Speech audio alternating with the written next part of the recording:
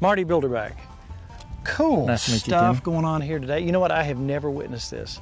At one point in time, everybody in these parts witnessed that and was hooked up to a team. Tell us how this whole thing got started and what it is. Well, this is the 11th annual United States Plowing Contest. And it has formally, up until this year, has been held in Dayton, Ohio. But let's talk about the horses, the teams, and the people. First of all, this was part of everyday procedure for back in the day. When did this stop? When did the tractors put these guys out of business? We used to, I know when I was a young child, I remembered my neighbor farmers where I grew up had teams of horses and mules that they worked with. But they were the last holdouts, and that was in the 50s. So really World War II is the one that put the horse out of business as far as a farm animal. We have had 17 teams competing today. And they're from 5 different states. They're far away as Maryland and West Virginia, Kentucky, and Ohio. And they have been in about 5 different categories. They go 2-horse sulkies, 3-horse sulkies, the gang plow, which had the 7 horses hooked up to it. Let's talk about how the contest works. If it's a competition, then how do you line up? How does it start? They draw their lot. They're going to plow. It's not a timed event. It's a perfection event.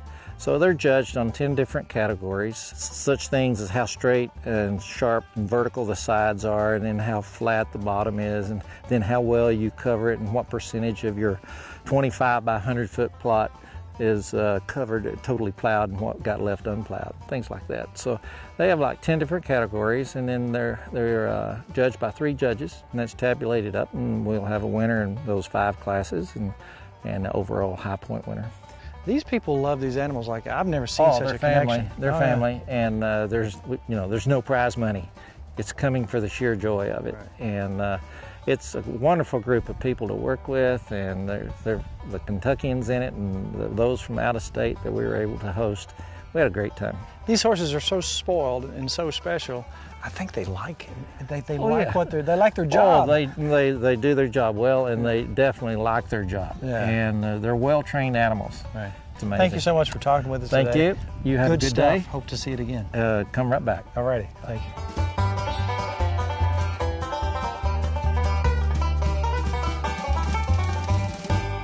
Harold, what do you do around here? Well, I got 2 jobs. All right. I work at Asbury University. I'm the equine director, and I'm mayor of the city of Wilmore. And what do you do in your spare time? Married 51 years to that pretty little thing in the truck. And there you go. You know what? Why is something like this important to the community, important to the students? Well, it gives our students an opportunity to run an event or be a part of an event. We have a class called Equine Ministry, and they all have to do something related to ministry, whether that's cleaning up the poop after a horse, or taking water to somebody, or working the gates, or just helping out. We're a Christian liberal arts school, and it's not like wearing a big cross around the neck and saying, look what Jesus did for me, is go do something. So our ministry is our legs, our hands, our feet, and actually serving people. So we do a lot of things with horses, but this is a big part of it because this is a United States Plow Horse Championship contest. So it gives our kids an opportunity to meet people in a different breed, using horses in a different way, sort of a throwback to what it would have been 100 years ago. And most of them have never seen a plow horse. They don't know what a plow horse is.